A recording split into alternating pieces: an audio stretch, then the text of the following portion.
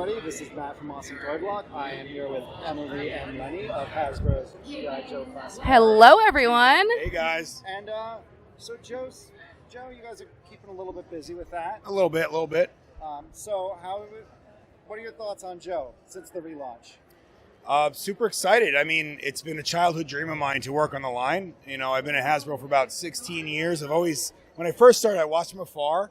When the opportunity came up to bring it back into the wild, I jumped all over it, you know. So the fact that people were receiving it so well, it's very heartening, and it gets me even more excited to make more figures. So, I mean, what you're doing with the line is actually pretty darn cool. Thank you. And when it launched, it started off kind of real. Yeah. And you kind of embraced the, I want to say, wackier. Yeah. The yeah. shtick? Yeah. The shtick. I Yeah. mean, it's very 80s. Oh, when yeah. You look at it, and I see you guys embracing that. How have you changed your approach to the line as it's kind of gone a few waves? And I mean, you have a crocodile. Yeah, we have a crocodile. I mean, and it's not like that's something that's going to get reused a lot. Yeah. Although it would actually. If you have I mean, we have a baby white one okay. that, in time, who knows? Or maybe we could do a tie-dye crocodile. We could do Oh, crocodile with lasers shooting out of its mouth. We have a lot of options in the world. Don't quote us on that, It but could be laser outfitted by Dr. Mindbender. yes, very practical. Yeah. Yeah, I love this. Corey was doing some genetic experiments. Yeah. Tie-dye. You never know what went wrong. A shark to gator. Call me crazy. Crazy. Very cool. But yeah, you guys have really kind of gone to look at sort of the funner parts of Joe. Yeah, absolutely. What informed that? So direction? I would say with G.I. Joe Classified, it's a classified world. So yes, we do pay a lot of homage to Real American Hero. When I grew up, I was a Real American Hero kid. However, Classified, we wanted to be a lot like Generations, where we could do different iterations within it. So as you saw with the first wave, we were doing this kind of high-tech mission. But then as we started seeing research and data and comments, we saw that we needed to get a little more classic with some of the mission designs. So essentially what you're seeing now is a little bit of a reaction to it, but also we wanted to see those characters in those ways. So like Dr. Mindbender, Tomax and Zaymont, we saw them as characters when they first came out, needed to look very classic. Will we see them in other iterations, in other designs, in other costumes? Absolutely. Okay. Because they're A-list characters. We want to expand on their story and where we can go with the classified universe. Gotcha. Very cool. Yeah. So it's really just it's kind of almost a multiverse of G.I. In a Joe. way, yeah, it's a multiverse, but kind of like multiverse and realized. What if they have a closet? Oh yeah. I was thinking a tiny little closet for the little figures. Yes. I'm gonna wear my purple leather today. Yes, 100%. And then another day he might be today's black day. 100%. We really do think of G.I. Joe kind of as a fashion brand of everybody has, through the special missions, through whatever is happening, all of these different outfits that they wear. And for us, that's a really fun thing to kind of look back at all of the previous iterations of these figures or of these characters and see kind of how they can be smooshed together to create, with some new ideas, to create kind of a modern interpretation of them, which I think is also a very unique point of our line, because we really aren't basing the majority of our line off of modern entertainment or any entertainment. It's not entertainment accurate per se. And so we really have kind of the opportunity to really do what we want, which is wonderful. Yeah. Yeah, I mean, you really do have that freedom that you're not, tied to what's been on the screen. Yeah. So you can look at, all the Snake Eyes. And kind of pick and choose. Snake Eyes is very good with the capsule collection. Yeah, so right, he loves his black. Yeah. And you can kind of pick, we're going to do some leg holsters here. Oh, yeah. And we're going to do a visor here and kind of come up with your own. Or you may do sunbow colors for one of them, or combine bits and bobs, or some of his accessories could be different. So throughout our 3 3/4 inch line and our 4-inch line, there have been, I believe, about 56 Snake Eyes iterations. So we're just adding to the fire, right? So he's a character that's beloved. We'll see him in other costumes and other colorways. Very cool. So you had some great stuff shown today. Let's recap quick. So you did some early reveals. Yeah. Low light. Oh yeah. Yep. Cobra Flight Pod with a Televiper. Oh yeah. Now, how big roughly is a flight pod in 6-inch scale? So when we were looking at it, it kind of fits the world of the Ram. Okay. However, form factor wise, It's not the same. I would say weight-wise, it's the same. Mass has been shifted in different areas, Gotcha. if that makes sense. Yeah. Okay. Very cool. Yeah, that's one I can't wait to see. We're having a fun time designing it, so I can't wait to show it. Okay. Yeah. And then some new retro carded 6-inch. Oh yeah. Crimson Guard. Oh yeah. And also a Snake Eyes. Yes. Yeah. Yes. And did you see them in the case already behind you? Oh, So they are right down here. We have them posed out Oh, sweet. on the lower floor so that you can see them too. very cool. So that'll answer my next question of if it's glasses or visor on Snake Eyes. Oh, glasses. Glasses. Very cool. All right, and then obviously the big reveal today was a little bit of PulseCon news. Oh yeah. Serpentor and his chariot. Sure was. We like a good surprise.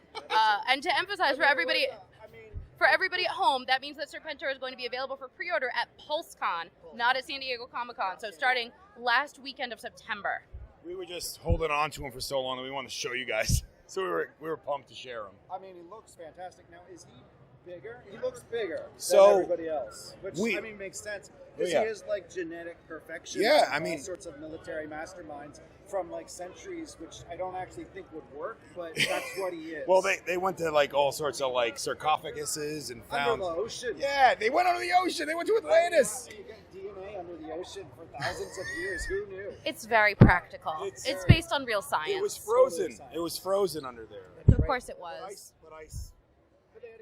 This show is, every time I learn something else about this show, I just keep thinking, could it get more ridiculous? But that's what makes it And so then I awesome. saw the 1987 movie, and I went, oh, all right. It's Yeah. incredible. It is kind of pinnacle. Yeah.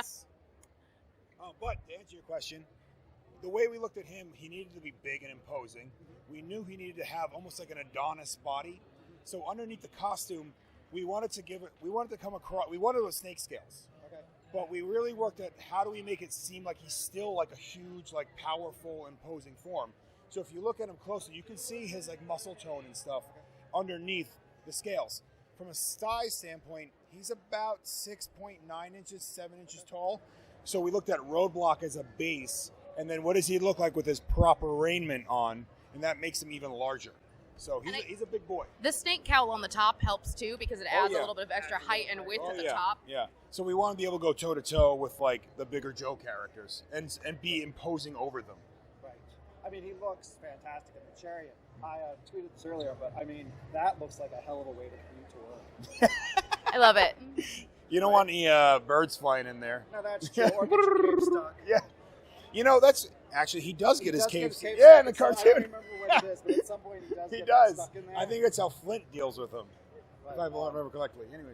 All right, and then you showed some very early, I guess, preview stuff. Rock and roll. Oh yeah. Torpedo. Oh, yeah. You got your scuba on. Oh yeah. Copperhead. Yeah. So a Yeah. little bit of Cobra mercenary. Oh action. yeah, we needed that. And then I think perhaps the chef's kiss of the panel was Shipwreck with Polly. We had to get Hector in there. And I think in addition to just this little sailor hat, Yeah. he's got some pretty suave hair. Yeah, that's like when he's on shore, you know, he's going to get a drink. Fleet Week. Yep.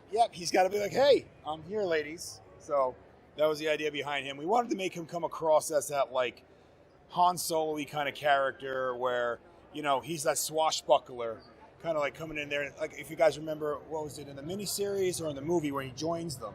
They kind of meet him in the bar in the Cobra, I believe Cobra Island. Correct me if I'm wrong. Sorry in the comments. But, yeah, so that's the way he joins him. And he always came across as, like, dashing and kind of like... Very suave. Yeah, very suave, so we wanted it to come across in the figure. Also, he's a sailor, so we gave him a little bit of like a surly kind of look to his face. Very cool. Yeah. Yeah, the hair on your skull. I mean, you guys are kind of the hair team between the beards, the mustaches. We like beards and mustaches on our team. Even his hair was very coiffed. And it is removable just like Lady J's. Oh, perfect. So the hat fits on Yeah. nice and doesn't look... Yeah, we looked at that at first and we were like, oh, just make the hat removable. The only way to do that right would be to put a hole in the top of his hair, which wouldn't look right, and still it would have to be enormous because we have wall thickness things that we have to adhere to. So we're like, oh, just make it removable. It'll be easier that way, and it looks better and tighter. Very nice. Yeah, the sculpt looked fantastic. Thank you. I really appreciate that. I'm looking forward to seeing more from Shipwreck. And then I guess there's one last little thing going on with Joe. No, it's Oh, yeah. it's little. It's the H.I.S. Sure is. So, fastest funded HasLab project to date. 8 hours and 41 minutes if you are the kind of person who was keeping track of that. Yeah. Oh, yeah, we were all watching it. That was all we did that day at work. We like did the video, and then we just, and every hour we would go, oh my gosh, it sold another 1,000 units. It was, we knew that it was going to be good. Like, it's a great project. It was the right thing to do at the right price point. But we didn't know it was going to be that good just because nothing had ever been that good. Nothing. Which was amazing. So how much does the Marvel Legends team beat you guys? Oh no, we're all friends. I think it's. Are you gonna beat Galactus? Well, there's 3 different metrics that we use for measurement on HasLab success. Okay. So it's how long did it take to fund in the first place? Okay, I think you beat Galactus. We did. We beat everybody. Total number of, but it's not a competition. No, never. It's Not a competition. not a competition. One big happy family. Then it's most units sold ever, Okay. which is Galactus, All right. and then it's For now. highest percentage of your base number that were sold, which is Razor Crest. Gotcha. So Beautiful. Both. which is Those items are gorgeous. They're incredible, So I'm and not- like I am all not of the. shading any of, they're all in Yeah. my house, so I'm not shading any of the other products. And I think that it's so much fun to kind of get to kind of work on things together a little bit. Like we bounce ideas off of each other, and it's so much fun to see what the other teams are doing, and they are doing absolutely incredible work. And so it is their successes are our successes, but it's also nice to have our own But your successes a little bit. success is going to be pretty darn big. I mean, We're it pumped is. about it. I mean, like, for our brand, like, now we're getting into the world of, and that's where I really want to get into the vehicles, because you're now creating a world on your shelf. Real American Yeah. Hero, Real American Hero really differentiated Yeah. the fact that, I mean, the form factor really gave itself 100%. vehicles and stuff. I mean, I still have a bunch of mine when I was a kid, and I mean, the Shark. Yes. I mean, I literally played with that in the sink just endlessly. Oh, yeah, You know what absolutely. I mean? Which is a really small ocean. Yeah, But of course. Still totally works. Of course. So yeah, this is amazing. So I guess as we're wrapping up here, what's your favorite feature of your 6-inch HasLab H.I.S.S, which you can Hands down, Cobra insignia beacon on the front. I think that is the, it's a beautiful, beautiful offering, but that's the kind of thing that we went in. We were just like, we want to shock people of like, no, not shock, surprising the light. Sorry. Awe, yeah. awe. Yes. Awe. I'll There it is. strike them. Well, I'll strike them. So the idea that it's unexpected, it hasn't been done before. It's something a little wacky, but it feels very Cobra. Yes. Like it feels very authentic to Commander Cobra. would think of that. Exactly. Let's totally blow our cover by Yeah. projecting our insignia on the ground. Yes. A couple of feet in front of our Yep. giant, And I think To that's strike fear. that's wonderful. Strike fear. and let them know you're there. Yes. Exactly. Yeah. Crashing through the night. Oh, so I'm not going to sing, sorry. That was beautiful. And Lenny, what's your favorite feature Uh, of this? I just love, it's going to sound so design dorky, the hard surface design. Like, It's beautiful. Mark really went in and paid attention Mark to from HasLab. Mark from HasLab. We never say Mark's last name. Mark from HasLab. Hey, Mark from HasLab. We love you, Mark. So Mark did a really good job of paying attention to the old school hard surface design and updating it to make sense. Mark is very big into vehicle design, so you can kind of see that with a lot of the contours and the edging.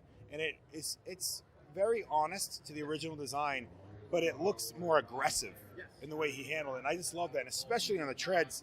When he and I were brainstorming on what to update, the treads, I was like, dude, make the treads aggressive and scary looking. And I think he nailed it. They look like they're imposing. Like little teeth. Just Yes. dig into the ground. Absolutely. Absolutely. Well, fantastic. So you can back the, if you're one of the people, one of the few people who have not yet backed a H.I.S. Or, I mean, we don't discriminate. Order a couple. I ordered 5, so, Well, I feel bad asking people at home to back the projects that we're working on if I have not maxed them out myself. So I have 5 Sky Strikers and 5 H.I.S. tanks. I needed a unit.